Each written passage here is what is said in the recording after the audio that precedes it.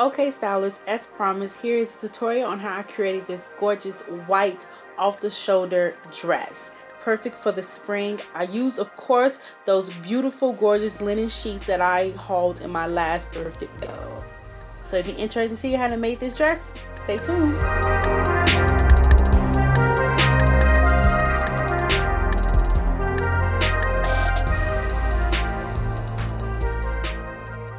So the first thing I did, I laid out my fabric, I laid out the curtains, and I removed the top part of the fabric, which part is where you would insert the rod if you was going to use these as curtains. After doing that, I looked and decided which way I wanted the texture detail to lay, whether I wanted to go horizontal across my body or vertical down my body. I decided I wanted to go vertically, and that would help with carving out my silhouettes. So because this fabric is quite sheer, I decided to double the fabric up, which I'm folding the panels in half the long way. So I took and I went and I pinned the fabric, the panel together so that it could hold this shape, which is folded in half. And I'm going to use a tank top that fits me well, and that's going to be my template for my pattern. I'm going to use it as a pattern piece to cutting out my fabric.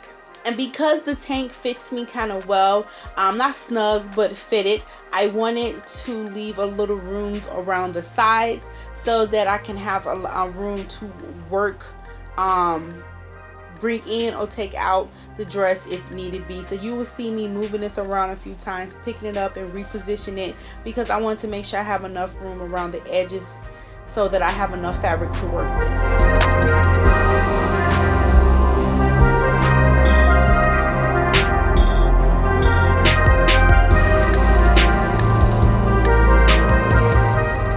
And once I had it laid down on the fabric the way I liked it, I went in and I used my washers as weights, and I went and I cut out around the tank top, of course leaving about 1.5 inches to 2 inches for a seam allowance.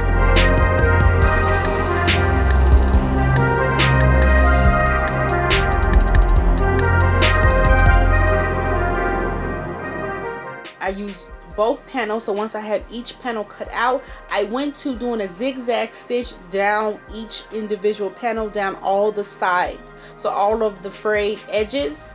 I did a zigzag stitch that would help with keeping the fabric from fraying, because this is type of linen fabric, as well as it would keep those two layers together.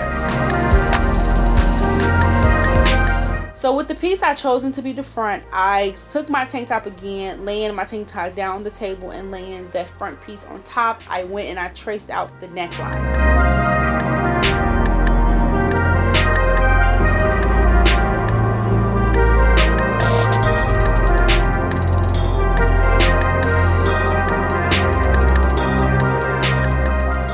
Once I had the neckline cut out, I turned the panel inside out, well, right side out. So basically I turned it so that the seams are facing in on itself.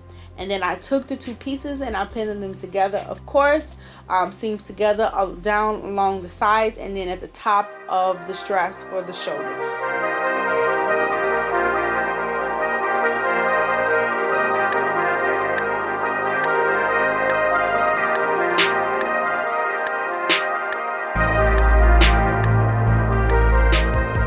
And now I sewed the two panel pieces together. So basically the front and the back is one panel piece folded in half. So you basically have four layers of fabric that you're working with, but you're going to treat them as they're two separate pieces and not 4 layers, just two pieces together, if that makes any sense at all.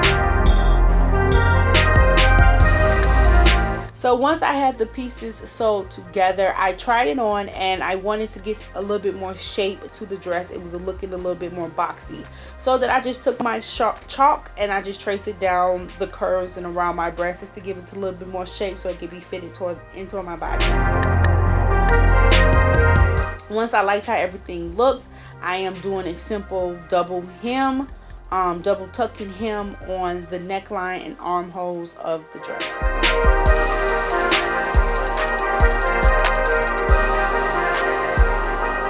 And again, once I finish that, I am just going to do a simple straight stitch all around the neckline as well as the armholes. So trying it on for a second time, I am just deciding whether I want to add darts to the front so it could lay more flat towards my breast, or I'm just going to leave it be because I'm going to be adding the off the shoulder detail that will go across the entire front part of my body. I don't know why that's so hard to say. So I wanted one continuous piece to go all around, but I didn't have one continuous piece because of the way I cut my fabric. So I'm just gonna have to put together 2 or 3 pieces. So I'm just looking for the longest piece to go around the front, since that's the part that's going to be sewn the most, and I'm just placing it where I would like it to sit on the dress. And then I've marked with my chalk or where I would like to cut it because I don't want it to be long. I kind of want it to hit like right where my natural waist would be. So once I had everything figured out how I want the fabric or that ruffle detail to fit across my dress, I am just cutting it to the length. To the length that I want it to be, because I don't want it to be too long. And I go back and I recut this again because it was indeed too long and it just looked kind of silly to me. So now I am pinning that detail down on the very top of the dress. I'm just going to pin it to the top of the dress, and I'm just going to do a straight stitch across it. So I am just tucking away the little ends, the frayed ends, so they're not seen.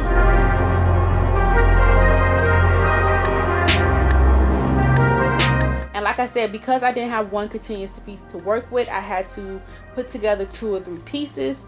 So right now you can see I am just trying it on my arm and seeing how long this particular piece is, so to make sure it wraps all the way around my arm and still has a little room to hang off on, so I could be able to move my arm up and down.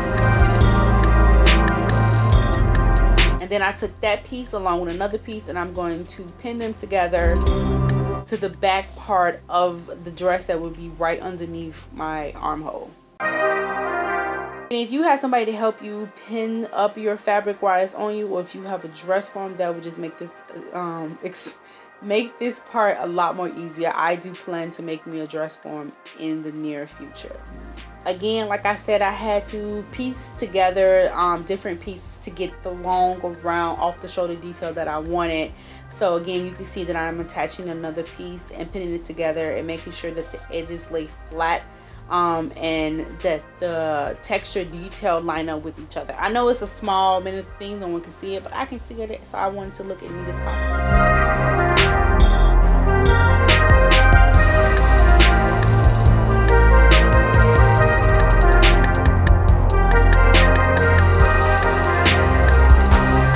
So finally, after I had everything laid out, I carefully ran everything through the sewing machine, making sure that I didn't stitch over my straps or anything or any other layer or part of the dress. I didn't want to accidentally sew the dress together to where I couldn't even get in it.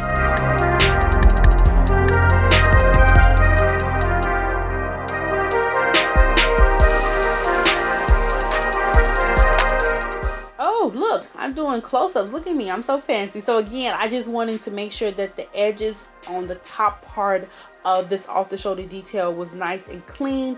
So here I am doing a close-up of me just hemming up that edge. Again, I did a simple double roll and tuck. Well, a double hem and roll. You guys know the lingo.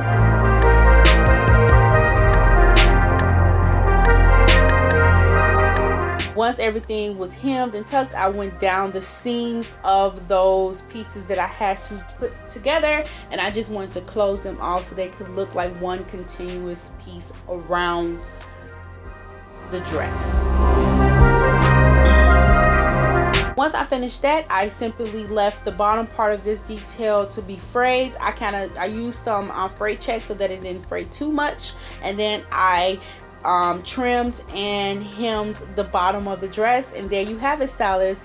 This, I absolutely love it. It's not my favorite piece I've made, but I do love the look of it. The length is a little short, but I'm actually feeling this length is something new for me to have something so short, but I'm completely covered, so I'm confident enough to wear it. I love how I styled this with my hair out and this turtles on and the brown booties and the brown bag. I absolutely love this piece. I got so many compliments when I did the lookbook. Someone even asked me if I just got married, so I guess this would be something cute you could wear to like a friend's wedding.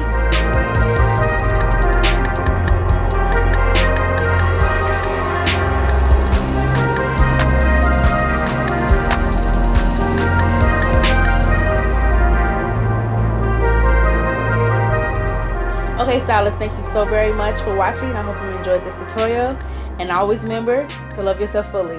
Until next time.